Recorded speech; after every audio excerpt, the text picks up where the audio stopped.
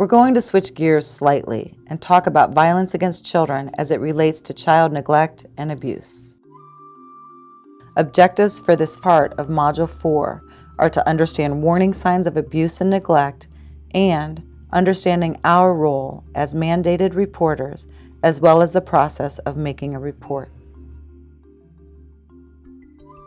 The warning signs of violence are worth repeating here.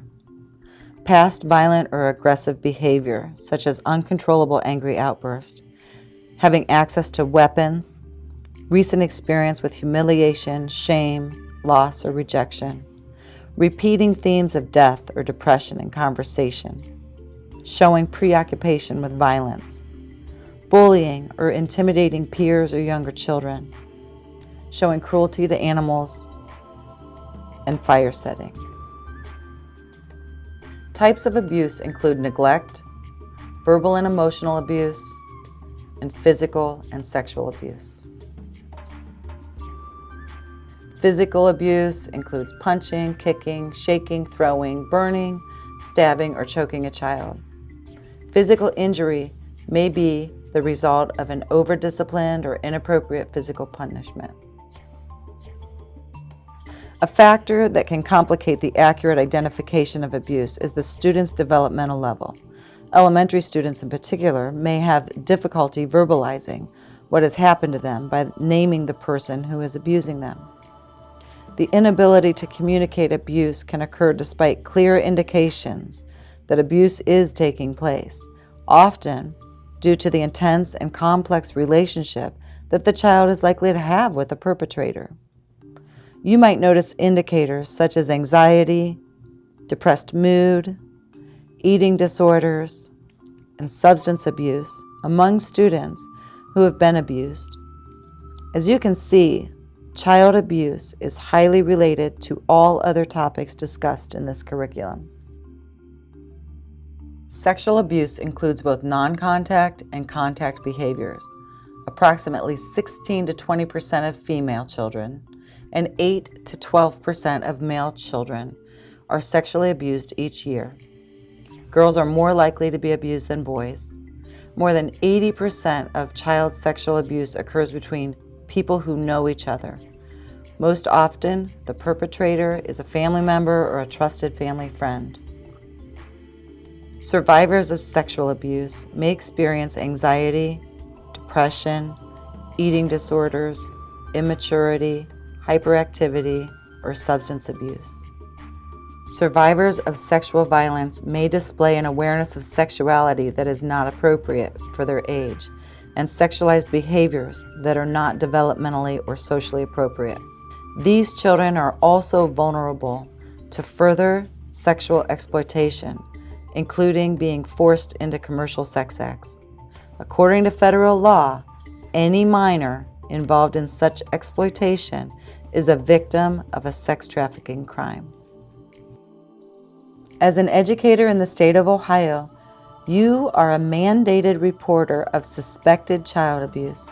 According to the Ohio Revised Code, you must report knowledge or suspicion of child abuse to your local Child Protective Services. This can be done anonymously. It is important to note that the Ohio Revised Code states that an educator's failure to report suspicion of child abuse is a first-degree misdemeanor, punishable by up to 6 months in prison and up to $1,000 fine. The Columbus City Schools referral procedures follow the Ohio laws. An individual must report to Franklin County Children's Services if you are an eyewitness, are informed of the abuse, or you observe possible signs of abuse. If criminal activity is suspected, call the police. Employees must cooperate fully with the FCCS or the police. Be clear and confirm understanding from the person taking the report. Document the interaction and inform your supervisor, but do not assume this relieves you of the obligation to report. Maintain confidentiality for the student. District resources include school counselors, social workers, nurses, STAR teachers, and graduation coaches. The PBIS and SAIL process, safety and security resources, and resource officers. Other resources are available through the student support staff or student support office. School-wide efforts help to ensure schools are safe places where kids who are depressed or suicidal get help, where kids who are using alcohol and drugs are noticed, and where bullies and their targets and children living in abusive homes are helped. This is the kind of school our children deserve. This is the kind of school we all work to achieve. We hope that you will work with your school leadership team or school-wide PBIS and SAIL to create such a place for our students. And when individuals need help, utilize the SAIL process. We have covered many important non-academic barriers to learning that affect our students, including depression, suicide, violence, and substance use and abuse. It is important to recognize the interconnectedness of these topics and ultimately to know what to do if you believe a student is experiencing any of these emotional, behavioral, or mental health issues.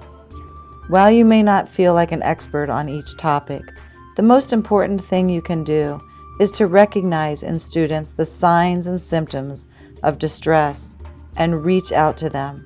Tell them that you care and make the appropriate referral so that they can get the help they need to be successful in school and in life.